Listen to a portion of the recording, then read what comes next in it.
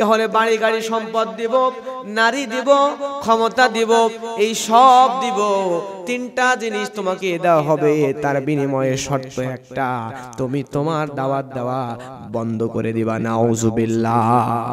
1 বছর আমরা যত মক্কার কাফির মুশরিক আছি সবাই তুমি যে আল্লাহর ইবাদত করো সে আল্লাহর ইবাদত করব এবং ইসলামকে আমরা সবাই মেনে নিব। কয় বছর? 1 বছর। এবং পরের বছরে আমরা যে কুফরি করি, আমরা যে খোদার ইবাদত করি, আমাদের যে ধর্ম, তুমি মুহাম্মদ 2য় বছর আমাদের ধর্ম আমাদের সাথে মানবা। নাউজুবিল্লাহ বলবেন না? এমন সময় আল্লাহ রাব্বুল আলামিন কোরআন মাজিদের এই সূরা কাফিরুন নাজিল করে দিলেন। এই সূরাটি কোরআন মাজিদের 109 নম্বর সূরা। এই সূরাতে মোট আয়াত আছে 6টি। এই সূরা কাফিরুন কে বলা হয় মাক্কি সূরা। আল্লাহর হাবিব সাল্লাল্লাহু আলাইহি ওয়াসাল্লাম বলেছেন, লাইসা ফিল কোরআন আশাদ্দু গায়যান লি ইবলিস মিনহা ইন্নাহা তাওহীদ ওয়া বারাআতুম মিনাশ শিরক। আল্লাহর হাবিব সাল্লাল্লাহু আলাইহি ওয়াসাল্লাম বলেছেন, শয়তান সবচাইতে বেশি রাগ করে তখন যখন এই সূরা কাফিরুনের তেলাওয়াত করে আল্লাহর কোন বান্দা। সুবহানাল্লাহ। তাহলে আমরা জানলাম কোরআনের কোন সূরা পাঠ করলে শয়তান সবচেয়ে বেশি রাগ করে। কোন সূরা? সূরা কাফিরুন। এই সূরাটি পাঠ করলে শয়তান সবচাইতে বেশি রাগ করে, নারাজ হয়। আর শয়তান যেখানে সবচাইতে বেশি রাগ করে সে আল্লাহ সুবহানাহু ওয়া তাআলা সেখানে কিন্তু সবচাইতে বেশি খুশি হন। সুবহানাল্লাহ। তার মানে এই সূরা পাঠ করলে সবচেয়ে বেশি রেগে যায় শয়তান আর সবচেয়ে খুশি হন কে? আল্লাহ। আরেক জায়গায় আল্লাহর নবী বলেন, ইন্নাহা রুবুল কোরআন। এই সূরা আল কাফিরুন হচ্ছে কোরআন মাজিদের 1/4 তার মানে কোরআনের 4 ভাগের 1 ভাগ। আমার ভাইয়েরা, তার মানে কোরআনকে যদি 4টা ভাগে ভাগ করেন, 2 ভাগ হলে কোরআন মোট 30 পারা। 30 পারার মধ্যে 2টা ভাগ করলে হয়ে যায় 15 পারা, আর 4টা ভাগ করলে হয়ে যায় 7.5 পারা। আর আল্লাহর হাবিব সাল্লাল্লাহু আলাইহি ওয়াসাল্লাম বলেন, ইন্নাহা রুবুল কোরআন। যদি কোনো বান্দা এই সূরা আল কাফিরুন একবার তেলাওয়াত করে তাহলে আল্লাহ রাব্বুল আলামিন ওই বান্দার আমলনামায় 7.5 পারা কোরআন তেলাওয়াতের সওয়াব লিখে দেন। সুবহানাল্লাহ। একবার পাঠ করলে 7.5 পারা কোরআন তেলাওয়াতের সওয়াব। একদিন আল্লাহর নবী মুহাম্মদুর রাসূলুল্লাহ সাল্লাল্লাহু আলাইহি ওয়াসাল্লাম তিনি একদিন নামাজ শেষ করলেন।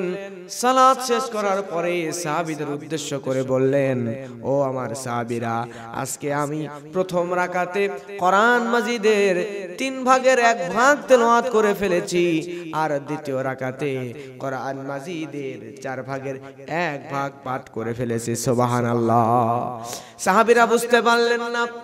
আল্লাহর হাবিবকে জিজ্ঞাসা করলেন, ইয়া রাসূলুল্লাহ, এত কম সময়ে কেমনে এই কোরআনের 4 ভাগের 1 ভাগ এবং দ্বিতীয় রাকাতে কেমনে কোরআনের 4 ভাগের 1 ভাগ, প্রথম রাকাতে কেমনে কোরআনের 3 ভাগের 1 ভাগ তেলাওয়াত করলেন? কিভাবে তেলাওয়াত করলেন আপনি একটু বলেন। আল্লাহর হাবিব সাল্লাল্লাহু আলাইহি ওয়াসাল্লাম তখন জানায়া দেয়, ও আমার সাহাবীরা শোনো, এই সূরাতুল ইখলাস, যেই সূরা ইখলাস যদি কোনো বান্দা একবার পাঠ করে তাহলে কোরআনের 3 ভাগের 1 ভাগ তেলাওয়াতের সমান সওয়াব পেয়ে যায়। আর যদি কোনো বান্দা সূরা আল কাফিরুন তেলাওয়াত করে তাহলে সেই বান্দা কোরআনের 4 ভাগের 1 ভাগ তেলাওয়াতের সওয়াব পেয়ে যায়। তার মানে আমি নবী প্রথম রাকাতে সূরা ইখলাস পড়েছি আর দ্বিতীয় রাকাতে সূরা আল কাফিরুন পড়েছি। কোরআনের 3 ভাগের 1 ভাগ 10 পারা তেলাওয়াতের সওয়াব এবং 4 ভাগের 1 ভাগ 7.5 পারা তেলাওয়াতের সওয়াব 2 রাকাত নামাজের মধ্যে আমি নবী নিয়েছি। সুবহানাল্লাহ। কত সহজ আমল। সুবহানাল্লাহ। এই সূরাটি তাহলে আমরা বেশি বেশি পাঠ করব ইনশাআল্লাহ। প্রিয় ভাইরা, এই সূরা আল ইখলাস, সূরাতুল ইখলাস এবং সূরা আল কাফিরুন, এই 2টি সূরা হচ্ছে তাওহীদের সূরা। কিসের সূরা? তাওহীদের সূরা। প্রিয় ভাইরা, এখন আসেন ব্যাকগ্রাউন্ড অফ সূরাতুল কাফিরুন। এই সূরা আল কাফিরুন নাজিলের কারণ জানবো, যেটাকে বলা হয় আসবাবুন নুজুল বা সাবাবে নুজুল। এই শানে নুজুল এখন আমরা জানবো ইনশাআল্লাহ, কেন আল্লাহ এই সূরাটি নাজিল করলেন। নবীজির জীবনকে দুইটা ভাগে ভাগ করা হয়েছে, একটা মাক্কি জীবন আর একটা কি জীবন, মাদানী জীবন। দুইটা জীবন দুইটা ভাগে, নবীজির একটা জীবনকে দুই ভাগে ভাগ করা হয়েছে, মাক্কি জীবন আর মাদানী জীবন। নবীজি যখন দাওয়াত দিলেন, এই দ্বীনের দাওয়াত, ইসলামের দাওয়াত দিতে গিয়া বেশি কষ্টের সম্মুখীন হয়েছেন কোন জায়গায়, মক্কায় নাকি মদিনায়? মক্কায় নবীজি বেশি কষ্টের সম্মুখীন হয়েছেন, বহু নির্যাতনের সম্মুখীন হয়েছেন। এই মক্কায় যখন দাওয়াত দিলেন, দাওয়াত দেওয়ার পরে যখন হযরতে বেলাল, খাব্বাব, সুমাইয়া রাদিয়াল্লাহু তাআলা তারা যখন ইসলাম কবুল করলেন, তখন হযরতে বেলালের উপরে একদম অত্যাচারের স্টিম রোলার চালানো শুরু করলো। সুমাইয়া রাদিয়াল্লাহু তাআলা আনহাকে শহীদ করে দেওয়া হলো, খাব্বাবের উপরেও এমন নির্যাতন শুরু করে দিল। কিন্তু এই নির্যাতনের মধ্যেও আল্লাহর হাবিব দাওয়াত দেওয়া বন্ধ করেন নাই, তিনি দাওয়াত দিতে আছেন। এইবারে কাফেররা চিন্তা করে, ওই মুহাম্মদ বিন আব্দুল্লাহ যেভাবে দাওয়াত দিতেছেন, এইভাবে দাওয়াত দিতে থাকলে আমাদের দলের লোক তো কমা শুরু করে দিবে। আমাদের দলের লোক যদি কমে যায় আর তার দলের লোক যদি বেড়ে যায়, তাহলে তো বড় অসুবিধায় পড়ে যাব। আল্লাহর হাবিবের কাছে কাফেরদের একটা গ্রুপ তৈরি করলো, একটা দল তৈরি করে ওই দলের একটা প্রতিনিধি আল্লাহর নবীর কাছে পাঠিয়ে দিল। যায়া আল্লাহর নবীর কাছে তারা কিছু প্রস্তাব দেবে, এই প্রস্তাব যদি আল্লাহর নবী মেনে নেয়, তাহলে আল্লাহর নবীকে তারা কিছু পুরস্কার দেবে, ওপটাও কোন দেবে, কিছু অফার দিয়ে দিবে। আল্লাহর হাবিবের কাছে কাফেরদের এই দল চলে গেল। যাওয়ার পরে কাফেরদের দল আল্লাহর নবীকে গিয়ে বলল, ও মুহাম্মদ, তোমাকে ইসলামের দাওয়াত বন্ধ করে দেওয়া লাগবে। তুমি যদি ইসলামের দাওয়াত বন্ধ করে দিতে পারো, তাহলে আমাদের পক্ষ থেকে তোমার জন্য তিনটা অফার থাকলো। এক নাম্বার অফার হলো, তুমি যদি চাও তাহলে এই মক্কার মধ্যে তোমাকে সবচাইতে ধনী বানায়া দিব। আমাদের মক্কার যত কাফের আমরা আছি, আমাদের সবার সম্পদ একত্রিত করে সব সম্পদ জমায়া বড় একটা সম্পদের অঙ্ক বানায়া তুমি মুহাম্মদকে আমরা সব সম্পদগুলো দিয়ে দিব। দেওয়ার পরে তোমাকে মক্কার সবচাইতে ধনী ব্যক্তি বানায়া দেওয়া হবে। তুমি শুধু একটা কাজ করবা, সেটা হলো দিন থেকে তুমি সরে যাবা। 2 নম্বরে রে মুহাম্মদ, 2 নাম্বার যেই কাজটি আমরা তোমার সাথে করব, সেটা হলো, তুমি যদি চাও সম্পদ দিয়া তোমাকে সবচাইতে ধনী বানায় দেওয়ার পরে আমাদের মক্কার মধ্যে যত মানুষ আমরা আছি, আমাদের মধ্যে সবচাইতে সুন্দরী কন্যা, সুন্দরী মেয়ে যার ঘরে আছে, তুমি যদি চাও সবচাইতে সুন্দরী মেয়ের সঙ্গে তোমার বিয়ের ব্যবস্থা করে দিব। আমার ভাইয়েরা, আমাদের যখন দেখবেন টাকা পয়সা প্রয়োজনের তুলনায় অনেক বেশি হয়ে যায়, তখন সমাজের মানুষরা কিন্তু আবার বিয়ে করার চিন্তা করে। আল্লাহর নবীকে কাফেররা অফার দিয়ে দিল, তোমাকে 1 নাম্বার মক্কার সবচাইতে ধনী ব্যক্তি বানায়া দিব। 2 নাম্বার, তুমি চাইলে মক্কার সবচাইতে সুন্দরী নারীর সঙ্গে তোমার বিয়ের ব্যবস্থা করে দিব। 3 নাম্বারে রে মুহাম্মদ, নারী হলো বাড়ি গাড়ির সম্পদ হলো। 3 নাম্বারে প্রয়োজন ক্ষমতার, তুমি চাইলে তোমাকে মক্কার সবচাইতে ক্ষমতাধর ব্যক্তিদের মধ্যে একজন বানায়া দিব। তাহলে বাড়ি গাড়ি সম্পদ দিব, নারী দিব, ক্ষমতা দিব, এই সব দিব। 3টা জিনিস তোমাকে দেওয়া হবে, তার বিনিময়ে শর্ত একটা, তুমি তোমার দাওয়াত দেওয়া বন্ধ করে দিবা। নাউজুবিল্লাহ। আল্লাহর নবী এই অফার কি মেনে নেবেন? আল্লাহর নবীর ওই চাঁদ যদি এক হাতে দিয়ে দেওয়া হয় আর সূর্য যদি আর এক হাতে দিয়ে দেওয়া হয়, তাম দুনিয়া যদি আল্লাহর হাবিবের পায়ের নিচে দিয়ে দেওয়া হয়, তারপরেও আল্লাহর হাবিব সাল্লাল্লাহু আলাইহি ওয়াসাল্লাম দ্বীনের দাওয়াত দেওয়া বন্ধ করবেন না। দ্বীনের দাওয়াত দেওয়া আল্লাহর নবী তারপরও বন্ধ করবেন না। প্রিয় ভাইরা, আল্লাহর হাবিব সাল্লাল্লাহু আলাইহি সাল্লাম তাদের সমস্ত অফারকে যখন প্রত্যাখ্যান করলো, এমন সময়ে আল্লাহর হাবিব সাল্লাল্লাহু আলাইহি ওয়াসাল্লামকে কাফেররা আরেকটা নতুন একটা সিদ্ধান্ত জানালো যে মুহাম্মদ তুমি যেহেতু আমাদের কোনো অফারই মানবা না, ঠিক আছে তুমি দাওয়াত দিবা দাও, কিন্তু তোমার সাথে আমরা একটা চুক্তি করতে চাই। সেটা হচ্ছে 1 বছর আমরা যত মক্কার কাফের মুশরিক আছি সবাই তুমি তোমার আল্লাহর ইবাদত বান্দিগি তো করবাই, আমরা সবাই মিলে তুমি যে আল্লাহর ইবাদত করো সে আল্লাহর ইবাদত করব এবং ইসলামকে আমরা সবাই মেনে নিব। কয় বছর? 1 বছর। এবং পরের বছরে আমরা যে কুফরি করি, আমরা যে খোদার ইবাদত করি, আমাদের যে ধর্ম, তুমি মুহাম্মদ দ্বিতীয় বছর আমাদের ধর্ম আমাদের সাথে মানবা। 1 বছর তোমার ধর্ম আমরা সবাই মানবো, আর 1 বছর তোমরা সবাই মিলে আমার ধর্ম মানবা। নাউজুবিল্লাহ বলবেন না? আল্লাহর নবীকে অফার দিয়ে দিলেন। আল্লাহর হাবিব তো নিজের থেকে একটা কথাও বলেন না। আল্লাহর হাবিব সাল্লাল্লাহু আলাইহি ওয়াসাল্লাম চুপ করে গেলেন, কোনোই কথা বললেন না। আল্লাহ নবী যখন চুপ করে গেলেন, এমন সময় আল্লাহ রাব্বুল আলামিন কোরআন মাজিদের এই সূরা আল কাফিরুন নাজিল করে দিলেন। আল্লাহ বললেন, কুল ইয়া আইয়ুহাল কাফিরুন লা আ'বুদু মা তা'বুদুন ওয়ালা আনতুম আবিদুনা মা আ'বুদ ওয়ালা আনা আবিদুম মা আ'বাদতুম ওয়ালা আনতুম আবিদুনা মা আ'বুদু লাকুম দীনুকুম ওয়ালিয়া দীন। আল্লাহ রাব্বুল আলামিন কোরআনের মধ্যে আয়াত দিয়ে দিলেন, আল্লাহ জানিয়ে দিলেন। 1 নম্বরে আল্লাহ বললেন, বলো নবী মুহাম্মদ তুমি কাফেরদেরকে বলে দাও, হে কাফেরেরা আমি তার ইবাদত করি না যার ইবাদত তোমরা করো। এরপরে আল্লাহ বললেন, ও নবী জানিয়ে দাও এবং তোমরাও তার ইবাদতকারী নও, আমি যার ইবাদত করি এবং আমিও ইবাদতকারী নই তার যার ইবাদত তোমরা করে আসতেছো, এবং তোমরাও তার ইবাদতকারী নও যার ইবাদত আমি নবী করি। তোমাদের দিন তোমাদের কাছে এবং আমি নবী আমার দিন হলো আমার কাছে। সুবহানাল্লাহ। তোমাদের দিন তোমার কাছে এবং আমার দিন হচ্ছে আমার কাছে।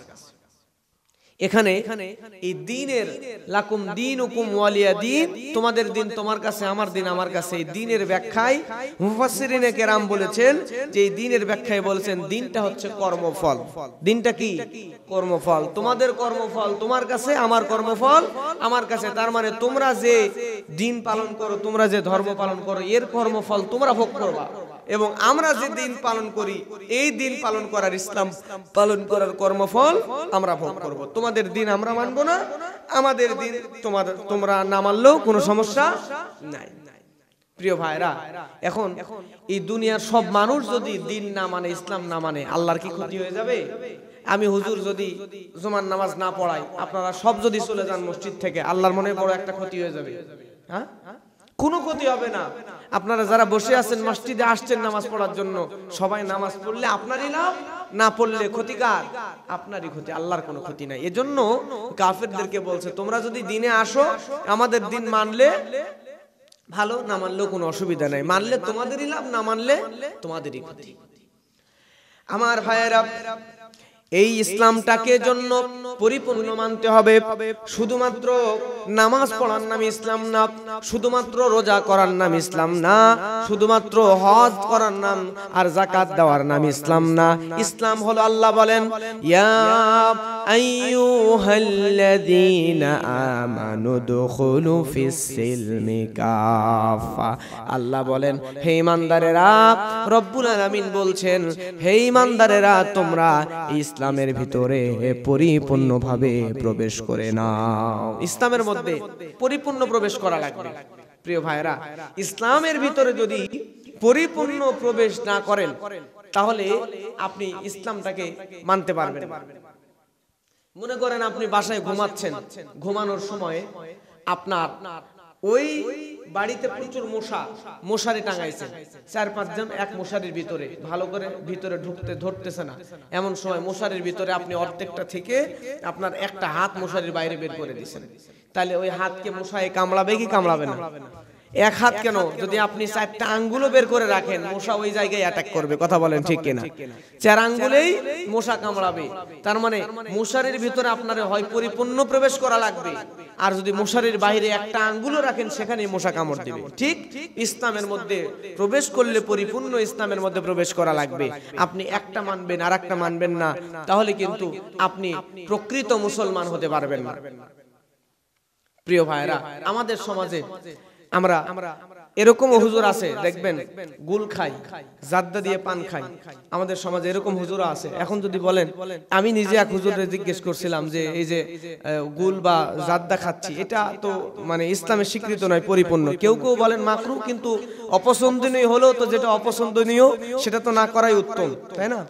এখন ওই হুজুরে জিজ্ঞেস করা হলো যে আপনি এটা করতেছেন, এটা কি ঠিক? তখন উনি বলতেছেন যে 9টা নেকি করি আর একটা 9 গুনাহ করলামই, ওই 9টা নেকি একটা গুনাহ দাবায় ফেলে দিবেন।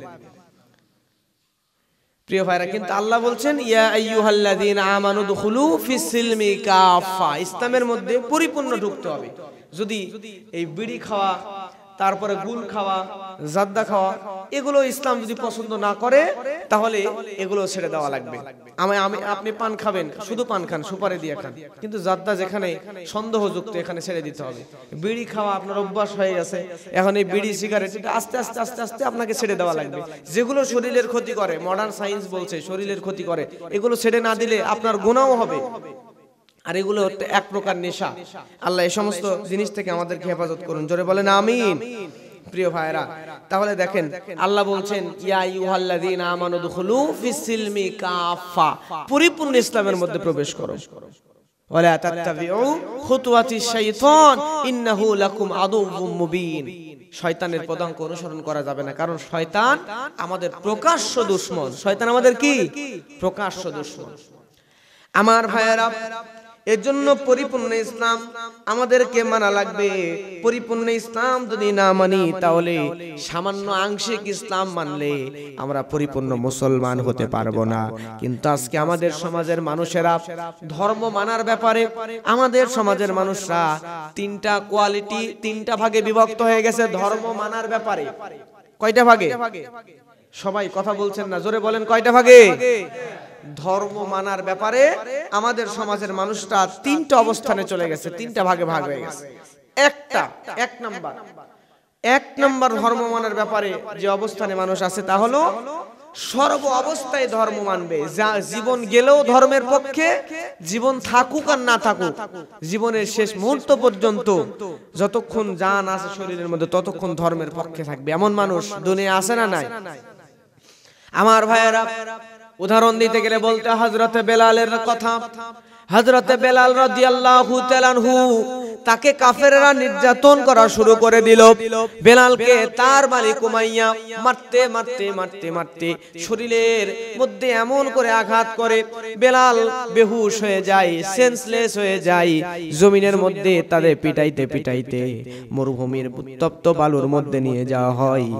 যাওয়ার পরে বেলালকে মরুভূমির উত্তপ্ত বালুর ভিতরে শোয়া রেখে হযরতে বেলালের পিঠের উপরে এমন ভাবে আঘাত করা হয়, হযরতে বেলালকে আঘাত করতে করতে হযরতে বেলাল জ্ঞান হারিয়ে ফেলে। তারপরেও বেলাল জোরে জোরে না পারলেও জ্ঞান হারিয়ে ফেলার পরে হযরতে বেলাল আহাদ আহাদ শব্দ উচ্চারণ করে। আর আমার প্রিয় ভাইয়েরা, এই বেলাল যখন ধীরে ধীরে আওয়াজ করে, উমাইয়া মনে করে বেলাল মনে হয় আজকে মার খাওয়ার কারণে ইসলামকে ছেড়ে দিচ্ছে, কিন্তু না না, বেলালের শরীরের শক্তি চলে গেলে হবে কি, বেলাল ধীরে ধীরে আহাদ আল্লাহ এক বলে সুবহানাল্লাহ। তারপর বেলাল ইসলাম ছেড়ে দেয় নাই। এরপরে হযরতে খাব্বাব রাদিয়াল্লাহু তাআলা আনহু, তাকে কাফেররা কেমন নির্যাতন করত। হযরত ওমর রাদিয়াল্লাহু তাআলা আনহু, তিনি একদিন হযরতে খাব্বাবের কাছে গিয়ে জিজ্ঞাসা করে, খাব্বাব, শুনেছি ইসলাম কবুলের কারণে কাফেররা মক্কি জীবনে তোমাকে প্রচুর আঘাত করত, প্রচুর নির্যাতন করত, তুমি একটু বলো রে খাব্বাব, তোমারে কোন জায়গায় তোমাকে ওই কাফেররা আঘাত করত, তুমি একটু বলো। খাব্বাব রাদিয়াল্লাহু তাআলা আনহু, তিনি হযরত ওমরের সামনে নিজের কোমরের কাপড়টা একটু চাড়লেন, চাড়ার পরে হযরত ওমরকে বললেন, আমিরুল মুমিনিন আপনি আমার কোমরের দিকে তাকান। আমিরুল মুমিনিন হযরত ওমর খাব্বাবের কোমর দেখে আল্লাহু আকবার বলে উঠলেন। এই খাব্বাবের কোমর বাঁকা হয়ে গিয়েছে, আর খাব্বাবের কোমরের মধ্যে বড় বড় গর্ত হয়ে গিয়েছে।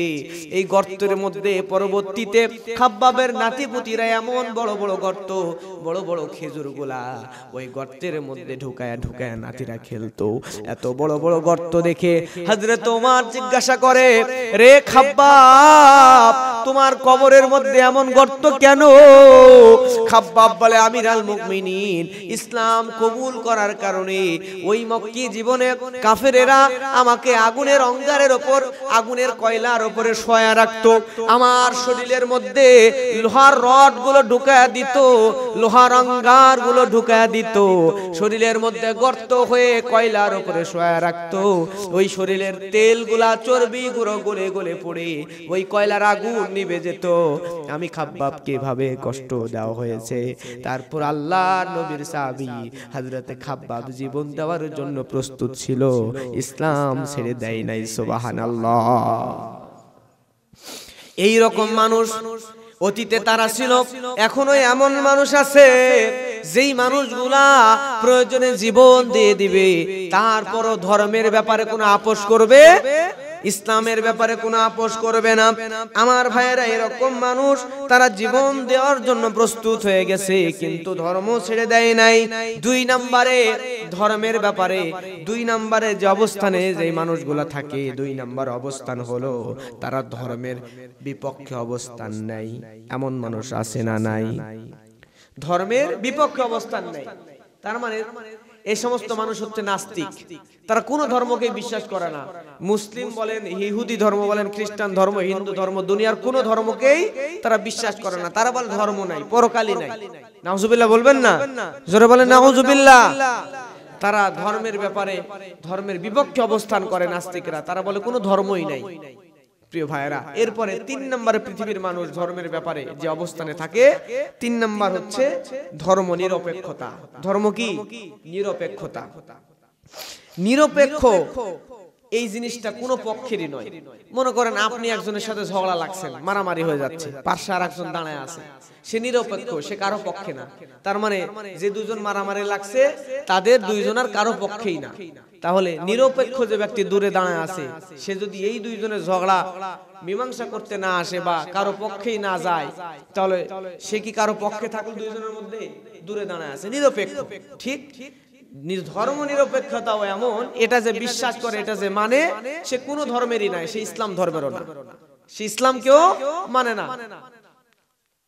প্রিয় ভাইরা, এজন্য সেকুলারিজম, ধর্ম নিরপেক্ষতাবাদ, এটা থেকে মুসলমানদেরকে সতর্ক করা লাগবে। আজকে আমার দেশের কিছু নাস্তিকরা, মুসলমান নামধারী কিছু মানুষ আছে যারা সংবিধান থেকে ৯২% মুসলমানের দেশে সংবিধান থেকে ইসলামকে তুলে দিয়ে ধর্ম নিরপেক্ষ সংবিধানের মধ্যে লিখে দিতে চায়। নাউজুবিল্লাহ বলবেন না? কিন্তু বারবার মুসলমানরা এই ধর্ম, রাষ্ট্র ধর্ম ইসলামের পক্ষে জোরালো শক্তিশালী অবস্থান স্পষ্ট করার কারণে নাস্তিকেরা এই ধর্ম নিরপেক্ষতাবাদ নিয়ে যতবার আওয়াজ তোলে, মুসলমানরা ইসলামকে এখনো পর্যন্ত শক্তিশালী অবস্থানে রাখতে পেরেছে। জোরে বলেন আলহামদুলিল্লাহ। এই ধর্ম নিরপেক্ষতাবাদ এটা কখনোই মানা যাবে না। পৃথিবীর সবচেয়ে বেশি ধর্ম নিরপেক্ষতা নিয়ে কাজ করে যারা, ধর্ম নিরপেক্ষতার বুলি উড়ায় যারা, তারা হচ্ছে আমাদের পার্শ্ববর্তী দেশ ভারত। কিন্তু আপনারা জানলে অবাক হবেন, যে ভারত ধর্ম নিরপেক্ষ, মানে কোন ধর্মের পক্ষেই না, তারা আবার কিন্তু বর্তমান ভারতের যে ক্ষমতাধর, ভারতে যারা এখন সরকারে আছে, বিজেপি, মোদী, নরেন্দ্র মোদীর দল, তারা কিন্তু কট্টরপন্থী হিন্দু এবং মুসলমানের উপর তারা প্রচুর পরিমাণে নির্যাতন করে। বিভিন্ন জায়গায় মুসলিমদের উপর নির্যাতন করে ভারতে, কিন্তু বিভিন্ন জায়গায় মুসলিমের উপর নির্যাতন করে। আর কট্টরপন্থী হিন্দু ধর্মকে বিশ্বাস করে, তারপরও তারা আবার ধর্ম নিরপেক্ষতার বুলি ওড়ায়। এর মানে হচ্ছে এরা ভণ্ড, এরা আসলে ধর্ম নিরপেক্ষতা নয়, এরা কট্টরপন্থী হিন্দু এবং ধর্ম নিরপেক্ষতা, এটা একটা লেবেল দিয়া মানুষের মনের মধ্যে বিভ্রান্তি সৃষ্টি করতে চায়। প্রিয় ভাইরা, এজন্য এই ধর্ম নিরপেক্ষতাবাদ এটা কোনো মুসলমান বিশ্বাস করতে পারে না। আমার ভাইয়েরা, আমরা হলাম মুসলমান, আমাদের ধর্ম হলো ইসলাম। আর এই ইসলাম ধর্মের কাছে বিধর্মীরা যতটা নিরাপদ, আর দুনিয়ার কোন ধর্মের কাছে বিধর্মীরা এত বেশি নিরাপদ নয়। তার কারণ হলো, দেখেন আমি বলি, আমাদের এই 32টা দাঁতের ভিতরে জিহ্বাটা যেমনটি নিরাপদ, ঠিক তেমন করে আমাদের মুসলমানদের মধ্যে বিধর্মীরাও তার চাইতেও বেশি নিরাপদ। কারণ মুসলমানদের কোরআনের মধ্যে আল্লাহ রাব্বুল আলামিন কোন জায়গায় হিন্দুদেরকে আঘাত করতে বলেন নাই। এমনকি আমাদের ধর্মে বিধর্মীদের মূর্তি ভেঙে, বিধর্মীদের মূর্তিকে, দেবতাদেরকে গালি দেওয়া নিষেধ। সুবহানাল্লাহ বলবেন না? কারণ হলো, আপনি যদি হিন্দুর একজন দেবতাকে গালি দেন, সে তো আর বুঝবে না, সেও আপনার রবকে কি করবে? গালি দিয়া দিবে। এজন্য তাদের মূর্তি ভাঙা তো দূরে থাক, তাদের এই মূর্তিকে, দেবতাকে গালি দেওয়া পর্যন্ত ইসলাম বুঝলে তারা এমনিতে ইসলামের দিকে আকৃষ্ট হবে। আর নতুবা তাদেরকে জোর করে ইসলাম ধর্ম পালন করানোর জন্য জোর করে ইসলাম তাদের উপর চাপিয়েও দেওয়া যাবে না। তাদেরকে আমাদের কাছে নিরাপদে রাখতে হবে। আর মুসলমানদের কাছে এই বিধর্মীরা কতটা নিরাপদ তা আপনি একটা ঘটনা শুনলেই বুঝতে পারবেন। আমার ভাইয়েরা, ইসলামী রাষ্ট্র যদি হয়ে যায়, ইসলামী রাষ্ট্র হয়ে গেলে মুসলমানদের কাছে বিধর্মীরা কতটা নিরাপদ হয়ে যায়, তার উজ্জ্বল দৃষ্টান্ত হলো, ও দুনিয়ার মুসলমানেরা লক্ষ্য করেন, তার উজ্জ্বল দৃষ্টান্ত হলো আমিরুল মুমিনিন হযরত ওমর রাদিয়াল্লাহু তাআলা আনহুর জামানায় তৎকালীন সময় মিশরকে বিজয় করা হলো। মিশর বিজয় করার পরেও মিশরের মধ্যে বহু সংখ্যক খ্রিস্টান ছিল, এত বেশি খ্রিস্টান ছিল। ওই খ্রিস্টানদের মধ্যে আমিরুল মুমিনিন হযরত ওমর ফারুক রাদিয়াল্লাহু তাআলা আনহু, তিনি এই মিশরের গভর্নর হিসাবে আমর ইবনুল আস রাদিয়াল্লাহু তাআলা আনহুকে দায়িত্ব দিয়ে দিলেন। মিশরের গভর্নর হওয়ার পরে এই ইসলামী রাষ্ট্রের ভিতরে মিশরকে তিনি সুন্দর করে দেখাশোনা করতেন। এমন একদিন হঠাৎ করে খ্রিস্টানের বড় একজন পাদ্রী আমিরুল মুমিনিনের এই প্রতিনিধি গভর্নর আমর ইবনুল আসের কাছে আসলেন। আমর ইবনুল আসের কাছে এসে বলেন, রে আমাদের এই রাষ্ট্রের গভর্নর, আপনার কাছে আমি বিচার দেওয়ার জন্য এসেছি। কারণ আমাদের এই রাজ্যের মধ্যে, মিশরের মধ্যে সবচাইতে বড় যে আমাদের ধর্মের উপাসনালয়, সবচাইতে বড় গির্জা, এই গির্জার মধ্যে সবচেয়ে বড় যে মূর্তিটা ছিল, আমাদের প্রতিমাটা ছিল, কোন জানি মানুষ এসে আমাদের এই মূর্তিটাকে ভেঙে ফেলেছে। কে ভাঙছে? অজানা একজন মানুষ, কে যেন ভেঙে ফেলেছে, আপনি বিচার করে দেন। প্রিয় ভাইরা, এখন মনে করেন আপনাদের পার্শ্ববর্তী গ্রামে হিন্দুদের একটা মূর্তি ভেঙে ফেলছে। যদি হিন্দুও ভাঙে, তাহলে এই মূর্তি ভেঙে ফেলার জন্য অপরাধী হিসাবে কাদেরকে অপরাধী মনে করা হবে? হিন্দুর মূর্তি ভাঙলে কাদেরকে অপরাধী মনে করা হয়? মুসলমানদেরকে। কারণ মুসলমানরা ছাড়া আর কে ভাঙবে? মানে হিন্দুর মূর্তি ভাঙলে তারা নিজেরা ভাঙলেও এর দোষ আইসা মুসলমানদের ঘাড়ে চাপায়া দেওয়া হয়। এখন খ্রিস্টানদের, যদিও ইসলামী রাষ্ট্র, তারপরে খ্রিস্টানদের বড় গির্জার সবচেয়ে বড় মূর্তিটাকে ভেঙে ফেলা হয়েছে।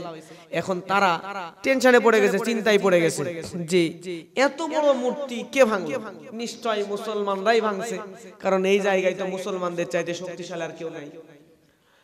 সবাই যখন মুসলমানদের বিরুদ্ধে অভিযোগ তোলা শুরু করলো, খ্রিস্টান পাদ্রী এসে আমর ইবনুল আস, মুসলিমদের গভর্নর, তার কাছে এসে বলছে যে আমাদের এই বড় মূর্তিটার নাক কে জানি ভেঙে দিছে, এই মূর্তির নাক কে ভাঙলো এটা আপনি বের করে বিচার করে দেন।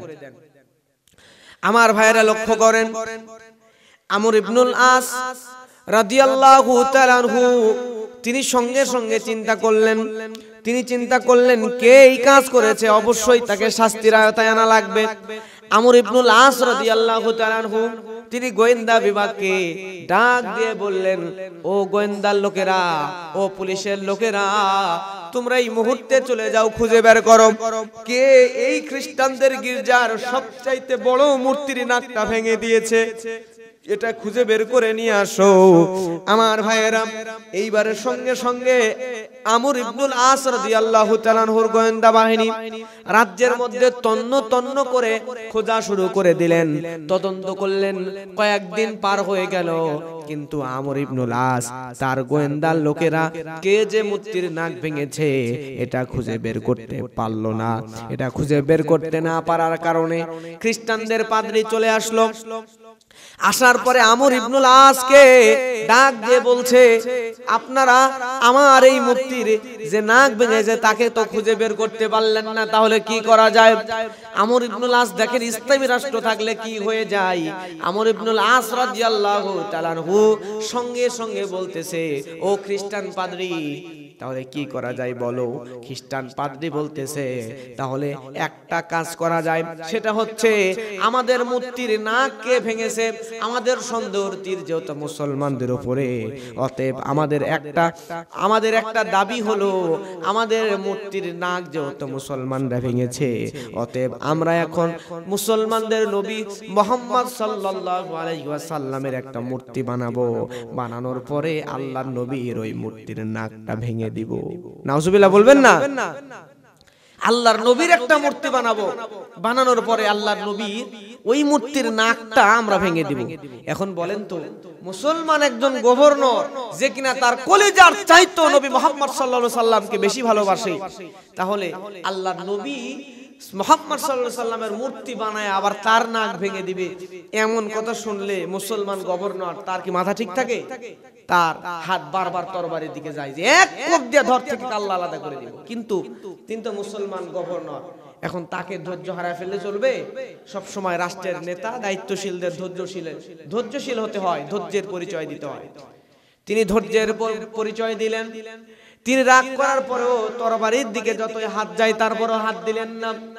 খলিফা ওমর ইবনুল আস রাদিয়াল্লাহু তাআলা আনহু তিনি আবার খ্রিস্টানদেরকে বলল, খ্রিস্টান এই আবদার তোমরা করো না, তোমরা যদি চাও, যেহেতু তোমাদের খ্রিস্টান পাদ্রী তোমাদের মূর্তির নাক মুসলমানরা ভেঙে দিয়েছে বলে তোমাদের সন্দেহ হয়, অতএব তোমরা চাইলে তোমাদের আবদার বাদ দিয়ে দাও। তোমরা যদি চাও আমি গভর্নর আমর ইবনুল আসের নাকটা তোমরা কেটে নিতে পারো, তারপরেও তোমরা এই কাজটা করো, কিন্তু আল্লাহর নবীর মূর্তি বানানোর চিন্তা মাথায় এনো না। সুবহানাল্লাহ।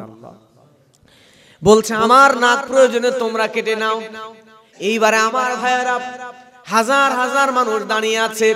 খলিফা আমর ইবনুল আস, গভর্নর আমর ইবনুল আস রাদিয়াল্লাহু তাআলা আনহুর নাকটা কেটে নেওয়ার জন্য খ্রিস্টানেরা তরবারি নিয়ে এই গভর্নরের কাছে যখন এগিয়ে আসতেছে, এমন সময় দূর থেকে একজন মুসলমান দৌড়ায় এসে বলতেছে, ও খ্রিস্টান পাদ্রী, তোমাদের কাছে জোর হাত করে মাপ চাই, আমি রাগের বশবর্তী হয়ে তোমাদের এই বড় মূর্তিটার নাক ভেঙে দিয়েছিলাম, তোমরা আমাকে মাফ করে দাও, ক্ষমা করে দাও, অথবা যা শাস্তি দিতে চাই দাও, কিন্তু আমাদের গভর্নর আমর ইবনুল আসের নাকটা কেটে নিও না। সুবহানাল্লাহ। খলিফার নাকটা তোমরা কেটে নিও না, আমাকে যা ইচ্ছা শাস্তি দিয়ে দাও। কিন্তু ওই খ্রিস্টান পাদ্রী তারা যখন দেখলো মুসলমান তাদের রাষ্ট্রপ্রধান নিজে তার নাকটা কেটে দিয়ে দেওয়ার জন্য প্রস্তুত, আবার মুসলমান যেই ভুলটা করছে, কাজটা করছে, সেও আবার স্যালেন্ডার করে ফেলছে, তার মানে তো আসলেই মুসলমানদের ধর্মের কাছে, মুসলমানদের কাছে আমরা বিধর্মীরা সবচাইতে বেশি নিরাপদ। জোরে বলেন সুবহানাল্লাহ। তারা বলল, যেহেতু আপনাদের এই উদারতা দেখলাম, এজন্য যে মূর্তির নাক ভেঙেছে তাকেও মাফ করে দিলাম, খলিফার নাক আর আমরা কাটতে চাই না। জোরে বলেন না সুবহানাল্লাহ।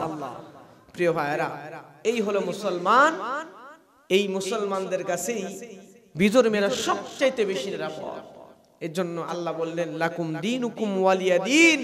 আল্লাহ বললেন যে নবী আপনি বলো যে তোমরা তোমাদের দিন মানো, আমি নবী আমার দিন মানি। সুবহানাল্লাহ বলবেন না? আল্লাহ আমাদেরকে দ্বীন ইসলাম পরিপূর্ণ মানার তৌফিক দান করুন। সকলে বলেন আল্লাহুম্মা আমিন।